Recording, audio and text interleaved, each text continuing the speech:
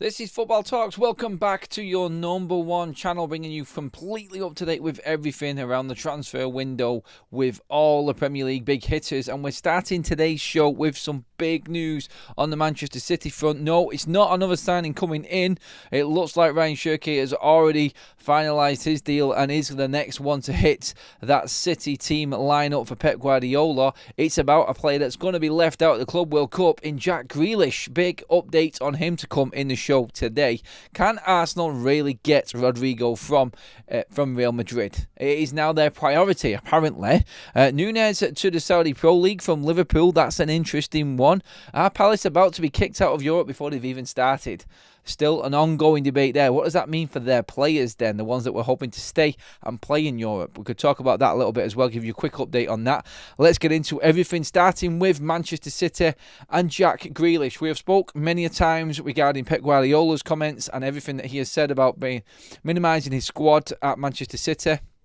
And what he can do with the players that he's got coming in. He's obviously making big moves already, and it is just a conveyor belt at the moment for Manchester City.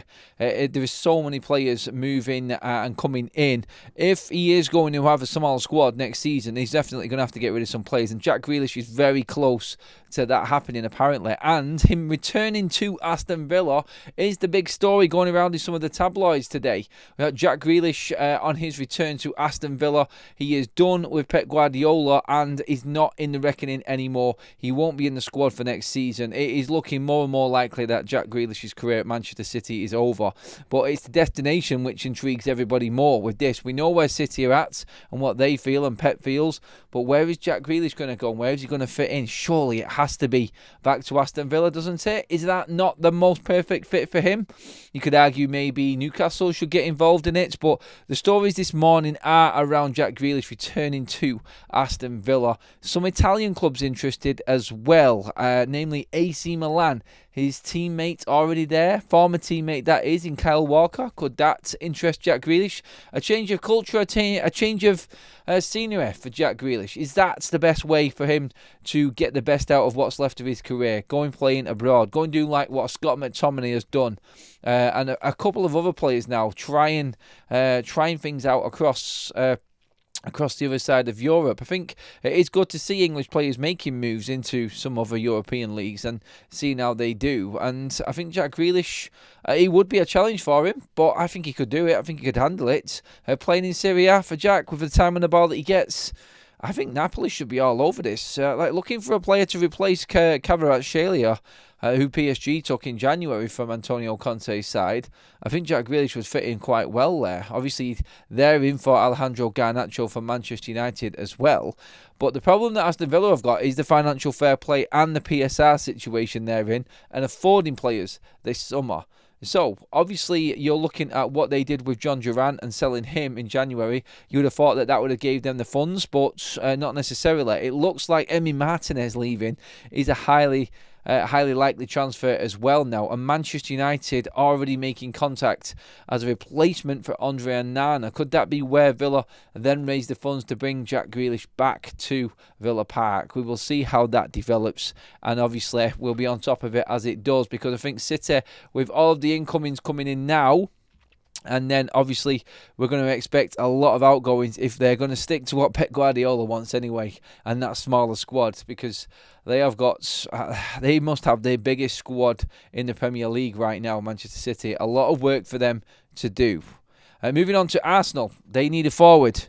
Rodrigo from Real Madrid is not the type of forward, me personally, and obviously get into the comment section and let me know, is the type of forward that Arsenal need. They need a 9. They don't need wide attacking players. They've got them in abundance. They got Saka, they got Martinelli, they got Trossard, they got Waneri. I mean, how many more do they need out wide? Is one more going to cause any upset amongst the players that are already there? Go out and get a centre forward. Whether they feel like Rodrigo can be that centre forward, again, it's another hybrid. And where Arsenal fans are probably getting excited at the potential of this happening, it's now apparently their top priority to bring in Rodrigo. What happened to Sesko? What happened to Gyökeres? What happened to the actual number 9s? All of a sudden, has Arteta got this one wrong again? That's the question that we're asking.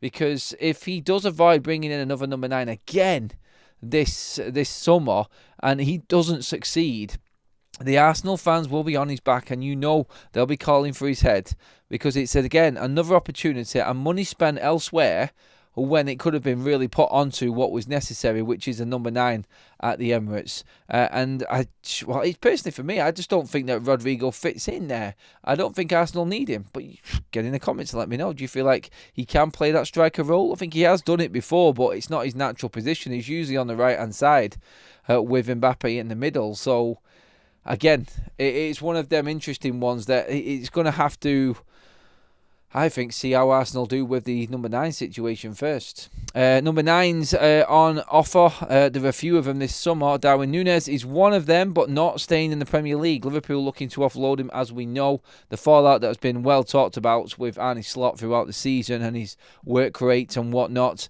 His scoring ability is not good enough for Liverpool and where they are right now. And we can clearly see that Liverpool are looking to advance talks in the forward line and bring in other players to Arne Slot's side. We've talked about that in abundance, but we could be seeing Diaz go and we could be seeing Nunez go. Both could be going to the Saudi Pro League. Now hearing that Al Hilal are interested in Darwin Nunez also. So this is starting to gather momentum now. The likes of Liverpool making major moves in the incoming section. Florian Wirtz, Frimpong.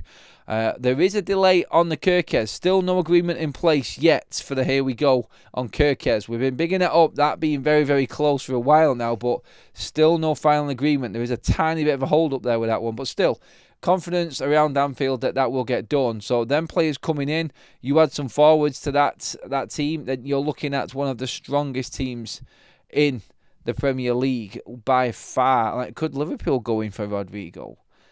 It's going to be interesting, isn't it? It's going to be very, very interesting to see. Liverpool are also interested in Sesko, but Arsenal are the only ones, Fabrizio Romano has said, have made concrete contacts with RB Leipzig over the striker. So that, I don't think, is anywhere near for Liverpool. Whether or not they feel with Darwin Nunez and Luis Diaz leaving Liverpool that they've got enough money to then go and reinvest in another 9, that could be the way forward. Wirtz will cover one of the wider forward positions. Another 9 comes in. It might work out for Liverpool. It might work out. Yes. More talk on Ange Postecoglou leaving Spurs and how much they're going to have to spend to actually get rid of Ange Postecoglou. It is eye-watering, the amount of money.